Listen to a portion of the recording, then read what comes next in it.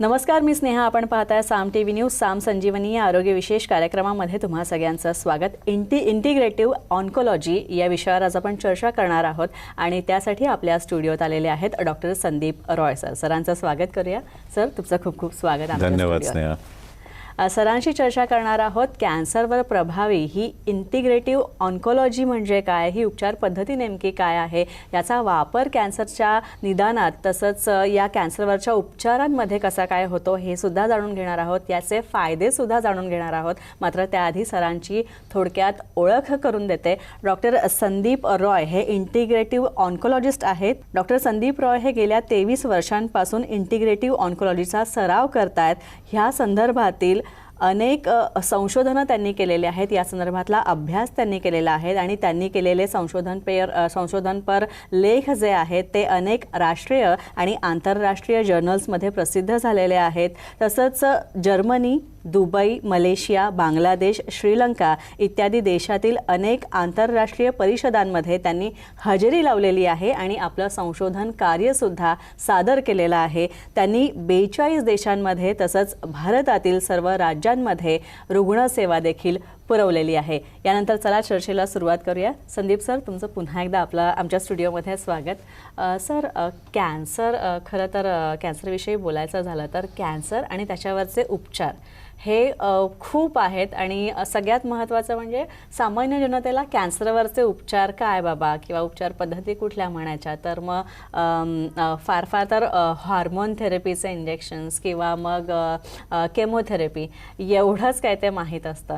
मात्र हे integrative oncology म्हणजे काय? आता जसं तुम्ही म्हटले की हार्मोन थेरपी, कीमोथेरपी हे जे स्टँडर्ड थेरपीज आहेत त्यात मोजले जातात. Hormone therapy, chemotherapy, surgery, radiation, immunotherapy हे स्टँडर्ड थेरपीज आहेत आणि चांगले आहेत. पण काही लोकांना त्यांना नॉलेज नसल्यामुळे किंवा त्यांना भीती असल्यामुळे किंवा काही गैरसमज असल्यामुळे किंवा कंडिशन तशी नसल्यामुळे की ह्या पेशंटला बाबा आपण कीमो नाही देऊ शकत, ठीक आहे, he is not eligible for chemotherapy. काही लोकांना त्यांना भीती वाटते, त्यांना कीमोथेरपी नको आहे, त्यांना रेडिएशन थेरपी नको आहे. तर ह्या पेशंटचं जर आपण ट्रीटमेंट नाही केलं तर पुढे काय होणार आहे ते आपल्याला माहीत आहे, ठीक आहे. तर आपल्याला पेशंटचं ट्रीटमेंट करणं गरजेचं आहे. विदाऊट ट्रीटमेंट पेशंटला सोडणं हे फेटल आहे, ठीक आहे. जर आपण विदाऊट ट्रीटमेंट पेशंटला सोडलं तर मग एक्झॅक्टली आपण मृत्यूकडे चाललो आहे, ठीक आहे. आपल्याला काहीतरी ट्रीटमेंट देणं गरजेचं आहे. तर इंटिग्रेटिव्ह ऑन्कोलॉजी म्हणजे इंटिग्रेशन म्हणजे सगळ्याचं एकत्रीकरण, ठीक आहे. तर ह्याच्यात वेगवेगळे जे मेडिसिन्स आहेत, ठीक आहे, ॲलोपॅथी झालं, तुमचं आयुर्वेद झालं, होमिओपॅथी झालं, गरज पडली तर मग योगा झालं, एक प्रॉपर डाएट झालं, ठीक आहे, हे सायको ऑन्कोलॉजी झालं. पेशंटला सगळ्यात आधी डायग्नोज झालं कॅन्सर डायग्नोज झाल्या सगळ्यात आधी पेशंटचं मेंटल बॅलन्स बिघडतं, म्हणजे तो डिप्रेशनमध्ये जातो. आता तुम्ही ट्यूबरला ट्रीट करा पण ऑल्सो त्याचं मेंटल स्टेबिलिटीकडे पण लक्ष द्या. तर आपण as a whole patient as a whole, person as a whole आपण ट्रीटमेंट करणार. तर ह्याच्यात जे सायंटिफिकली अवेलेबल बाकीचे थेरपीज आहेत, हायपरथर्मिया म्हणा, मिसल्टोथेरपी म्हणा, हे सगळं आपण एकत्र करून इंटिग्रेट करतो and this is called integrative oncology. सगळ्या उपचार पद्धतींचं एकत्रीकरण एवढं तर आम्हाला कळलेलं आहे. मात्र भारतात हे नवीन आहे का किंवा याच्या आधी भारताबाहेर इतर देशांमध्ये ही थेरपी जी आहे या थेरपीचा, या उपचार पद्धतीचा वापर केला जातो का आणि भारतात केव्हापासून केला जातो आहे? भारतात थोडंसं अनऑर्गनाइज्ड होतं, आता ऑर्गनाइज व्हायला लागलं आहे. बाकीच्या देशांमध्ये बऱ्यापैकी चालू आहे. जर्मनीत, मी स्वतः जर्मनीत शिकलो आहे, इंटिग्रेटिव्ह ऑन्कोलॉजीचं एक्सपर्टीज मी तिथून घेतलं आहे. जर्मनीत खूप चांगलं आहे, US मध्ये होतं आहे, युरोपमध्ये खूप ठिकाणी होतं आहे, मलेशिया, श्रीलंका, बरेच देशांमध्ये हे आता याचा प्रचार प्रसार खूप जास्त होतो आहे. भारतात रिलेटिव्हली नवीन आहे हां, भारतात रिलेटिव्हली नवीन असल्यामुळे त्याचा अवेअरनेस कमी आहे. आता आपण हे जे चर्चा करतोय, आपण हे अवेअरनेसच वाढवतोय. ठीक आहे, इंटिग्रेटिव्ह ऑन्कोलॉजीचं अवेअरनेस वाढवचं. अनफॉर्च्युनेटली होतं काय की कॅन्सरचं डिटेक्शन बऱ्याच पेशंटमध्ये मोर दॅन 50% to 70% पेशंटमध्ये लास्ट स्टेजमध्येच होतो. कारण कॅन्सरचा सगळ्यात मोठं सिम्पटम असतं की त्याचं काहीच सिम्पटम नसतं. ठीक आहे, तुम्हाला काही सिम्पटम आहे का? नाही आहे, तुम्ही यू आर एलिजिबल है ना. तर लास्ट स्टेजमध्ये डिटेक्ट झाल्यामुळे लास्ट स्टेजमध्ये पूर्णपणे बरा होत नाही, पण लास्ट स्टेजमध्ये आपण पेशंटचं क्वालिटी ऑफ लाईफ चांगलं ठेवू शकतो, पेशंटचं लाईफ स्पॅन खूप जास्त वाढवू शकतो. ठीक आहे, हे प्रयत्न आपण करू शकतो. ठीक आहे, आपल्याला असं क्वालिटी ऑफ लाईफ नको आहे की बेडवरच पडू नये, ट्रीटमेंट दिल्यामुळे त्यांना त्रास खूप जास्त झाला. ठीक आहे, हे आपण किमोथेरपी बरोबर पण घेऊ शकतो किंवा त्याशिवाय पण घेऊ शकतो. याच्यामुळे त्रास पेशंटला काही होत नाही. ठीक आहे, पण क्वालिटी ऑफ लाईफ आणि स्पॅन ऑफ लाईफ नक्की मात्र जर आपण लकी ठरलो, जर पेशंट लकी असलं तर मग ह्या आजारामुळे काही होणार नाही असं पण होऊ शकतं. म्हणजे 400 वर्ष तुम्ही पण जगणार नाही, 400 वर्ष मी पण राहणार नाही, पण हा आजार कारण नको, हा आजार कारण नको असं आपण करू शकतो प्रयत्न करून की बाबा या आजारामुळे मृत्यू नको, या आजारामुळे जीवाला धोका नको. त्याचा इफेक्टिव्हनेस आपल्याला कसा सांगता येईल, किती परिणामकारक आहे हे? जेवढे काय हे बघा, आता हे सगळं रिसर्च बेस्ड आहे. सगळ्या ट्रीटमेंट पद्धतीचे रिसर्च पेपर्स मार्केटमध्ये इंटरनेटवर अवेलेबल आहे, सगळीकडे कोणीही वाचू शकतं.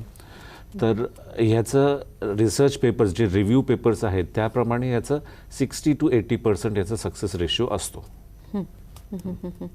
आणि सगळ्यात आणि असंही म्हणता येईल का की प्रत्येक पेशंटच्या बाबतीत म्हणजे प्रत्येक केस ही वेगळी आहे, म्हणजे त्याला त्याच्या शरीरावर होणारा किंवा कॅन्सरचा इफेक्ट त्याप्रमाणे या थेरपीचा रिझल्ट पण वेगवेगळे असतात? हो, सेम आजाराचे 2 पेशंट जर असले, एक पेशंटला कमी इफेक्ट होईल किंवा अजिबात इफेक्ट होणार नाही आणि दुसरं पेशंट लगेच त्याला डे 1 पासून त्याला बेनिफिट्स दिसायला लागतील. याच्यात तुम्ही विचारलं की आपल्याला कसं कळेल की त्याला बेनिफिट होतं आहे, तर सगळ्यात पहिलं तर पेशंटचे सिम्पटम्स. ठीक आहे, पेशंटला स्वतःला बरं वाटायला लागेल. दुसरं जे इन्व्हेस्टिगेशन्स आहेत आपले रेडिओलॉजीचे इन्व्हेस्टिगेशन्स आहेत, त्याच्यात ट्युमर श्रिंक होतोय का वाढतोय का, तुमचे ट्युमर मार्कर्स आहेत, इन्फ्लेमेटरी मार्कर्स आहेत, जे ब्लड टेस्ट आहेत, याच्याने आपल्याला कळतं ना. मग आपण त्याच्यावर ठरवतो की डोस चेंज करायचा, वाढवायचा, कमी करायचा का मेडिसिनच चेंज करायचा. त्याच्यात भरपूर ऑप्शन्स आहेत. आता या इंटिग्रेटिव्ह थेरपीमध्ये एक मिसल्टो थेरपी म्हणून आहे, तर ही मिसल्टो थेरपी म्हणजे काय? मिसल्टो थेरपी बघा, जसं chemotherapy, radiation therapy, immunotherapy, hormonal therapy, तसंच एक अजून मिसल्टो थेरपी. मिसल्टो थेरपी बेसिकली जगात किमो रेडिएशन नंतर सगळ्यात जास्त स्टडी केलं गेलेलं मोड ऑफ कॅन्सर ट्रीटमेंट आहे. तर ह्याचे जवळजवळ 140 क्लिनिकल ट्रायल्स आणि 5,000पेक्षा जास्त रिसर्च पेपर्स आहेत. माझे स्वतःचे काही रिसर्च पेपर्स इंटरनॅशनल जर्नल्समध्ये पब्लिश झालेले आहेत. ठीक आहे, तर it is the second most studied mode of cancer treatment, जे स्वित्झर्लंडमध्ये सुरू झालं होतं. स्वित्झर्लंड, जर्मनी, पूर्ण युरोप, US ह्या सगळ्या देशांमध्ये चालू आहे. And it is very effective. याचे साईड इफेक्ट्स नसतात, ओरल मेडिसिन्स असतं. काही ठिकाणी याचे इंजेक्टेबल्स यूज होतात, पण आता इंजेक्टेबलपेक्षा बेटर फॉर्म्युलेशन ओरल मेडिसिनमध्ये बेटर रिझल्ट्स आणि हाय डोसमध्ये देता येतं.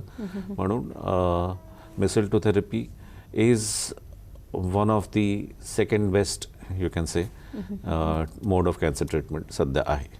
आणि आणखी एक मला हे जाणून घ्यायला आवडेल की तुम्ही आता म्हणालात की जसं आता तुम्ही मिसल्टो थेरपीबद्दल सांगितलं, तर या इंटिग्रेटिव्ह ऑन्कोलॉजीमध्ये मिसल्टो व्यतिरिक्त आणखी अशा काही थेरपीज आहेत त्याबद्दल सुद्धा आम्हाला जरा सांगा. ऑफकोर्स त्याच्यात काही थेरपीज आहेत जे नॉन मेडिसिनल थेरपीज आहेत. जसं radiation therapy is not a medicine, it is a device. ठीक आहे, तसंच काही नॉन मेडिसिनल थेरपीज आहेत, जसं होल बॉडी हायपरथर्मिया.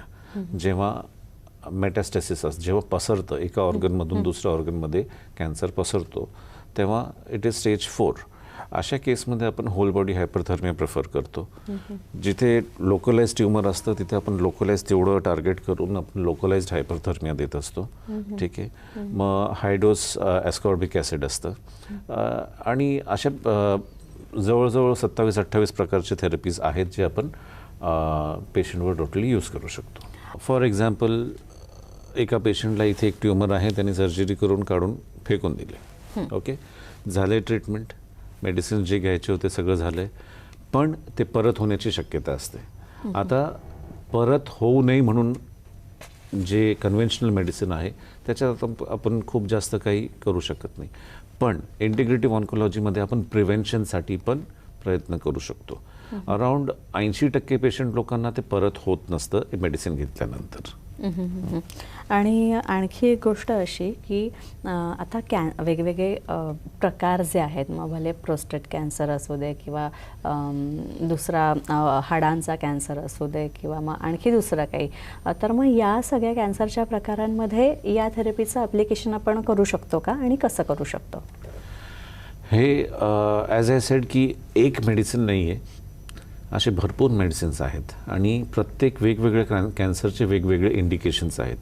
म्हणजे ए कॅन्सरला मी 1 मेडिसिन देणार, बी कॅन्सरला मी 2 मेडिसिन देणार. ठीक आहे, इंडिकेशन्स वेगळे आहेत.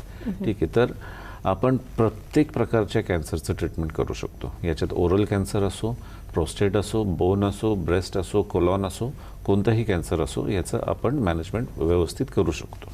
ही थेरपी जी आहे ती कर्करोगग्रस्तांसाठी कशा प्रकारे जास्त फायदेशीर ठरू शकते ते जाणून घेणार आहोत. मात्र त्याआधी एक छोटासा ब्रेक घेऊया.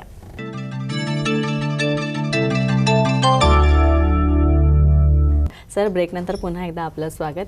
जेव्हा ही थेरपी तुम्ही एखाद्या पेशंटला चालू करता आणि सायमल्टेनियसली तुम्हाला जेव्हा हे पाहायचं असतं की ते बाबा त्याच्या बॉडीला रिस्पॉन्ड करते किंवा त्याची बॉडी रिस्पॉन्ड करते, चांगलं काम करते ही थेरपी, तर मग ते शोधण्यासाठी कुठल्या चाचण्या असतात का?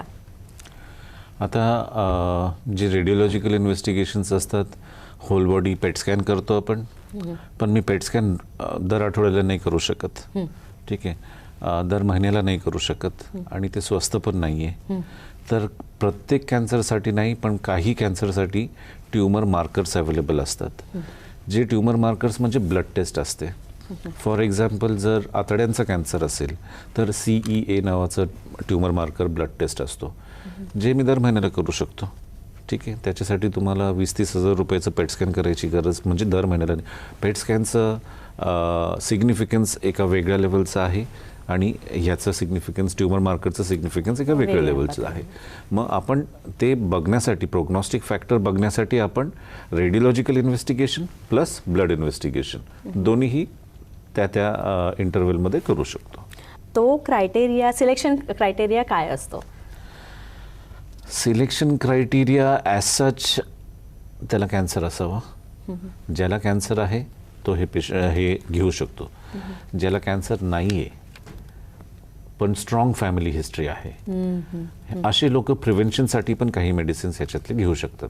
की माझ्या फॅमिलीमध्ये 12 लोक आहेत ज्यांना कॅन्सर झाला होता.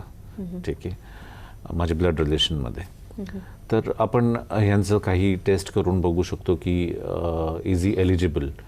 तर त्याच्यानंतर आपण प्रिव्हेन्शनसाठी ह्यांना ट्रीटमेंट देऊ शकतो. प्लस स्टेज 1 to स्टेज 4 प्रत्येक पेशंटला आपण इंटिग्रेटिव्ह ऑन्कोलॉजीचं ट्रीटमेंट देऊ शकतो. ठीक आहे, ह्याच्यात सगळ्यात महत्त्वाचं म्हणजे बेनिफिट जे आहे, ठीक आहे, हे जसं मी आधी म्हटले 60 to 80% लोकांना याचं बेनिफिट होऊ शकतो. प्रश्न तुमचा होता की कोणाला देऊ शकतो. पेशंट कोणत्याही स्टेजमध्ये असो, आपण त्याला इंटिग्रेटिव्ह ऑन्कोलॉजीचं बेनिफिट्स देऊ शकतो. केमोथेरपीपेक्षा हे वेगळं कसं आहे? कीमोथेरपी जसं मी म्हटलो की is the most studied mode of cancer treatment.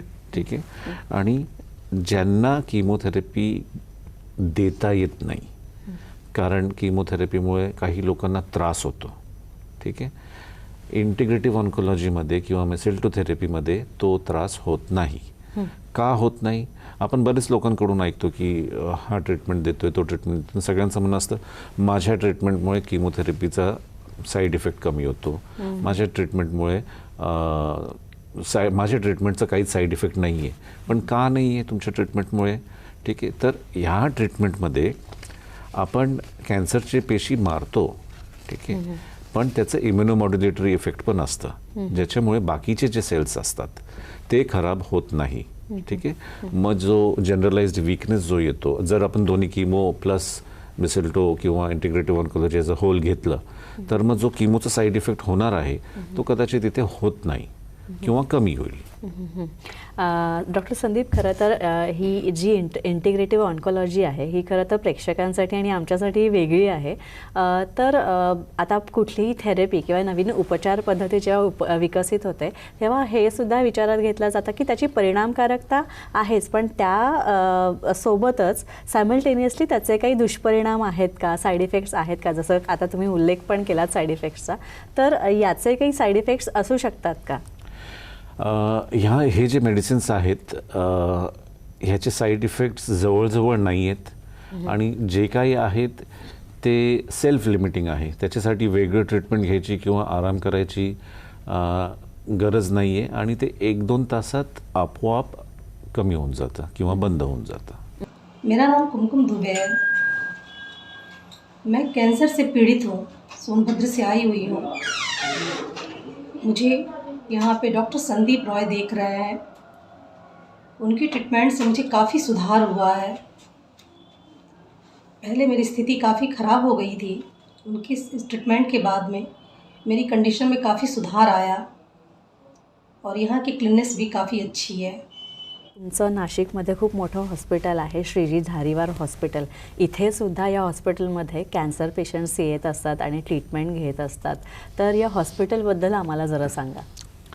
आमचं श्रीजी धारीवाल हॉस्पिटल हे नाशिकच्या एकदम हार्ट ऑफ द सिटीमध्ये आहे. जो सेंट्रल बस स्टँड आहे त्याच्या बँक ऑपोजिट हॉस्पिटल आहे. म्हणजे जर कोणाला यायचं असेल तर मग खूप शोधायची गरज नाही आहे. It is in the centre of the city.